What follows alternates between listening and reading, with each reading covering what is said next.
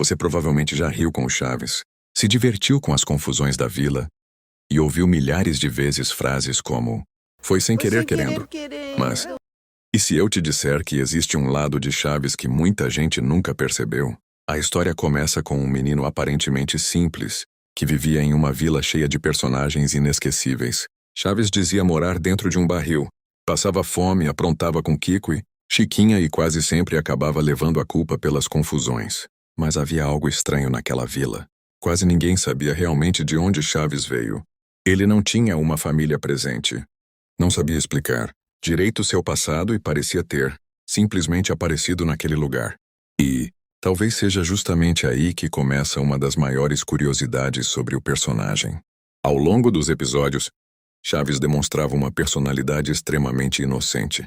Mesmo vivendo em uma situação difícil, ele continuava brincando, imaginando e criando histórias. A vila, por outro lado, escondia seus próprios mistérios. Seu Madruga vivia fugindo do seu barriga por causa do aluguel. Dona Florinda acreditava ser superior aos outros moradores.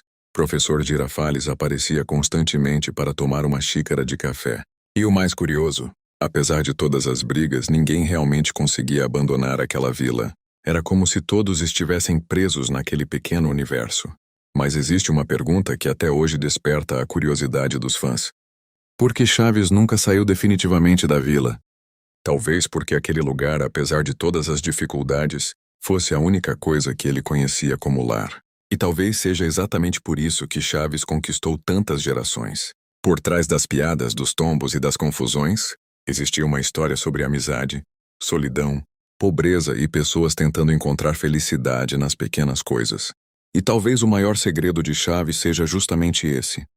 Ele nunca precisou de muito para ser feliz. Um barril, alguns amigos e muita imaginação já eram suficientes. E é por isso que, décadas depois, ainda continuamos voltando para aquela velha vila. Porque algumas histórias terminam, mas outras simplesmente continuam vivendo na memória. E agora eu quero saber. Você já tinha percebido esse lado mais profundo de Chaves? Se gosta de histórias curiosas, mistérios e detalhes que quase ninguém percebeu, já se inscreve no Zona Curiosa. Porque aqui sempre tem alguma coisa escondida por trás da história.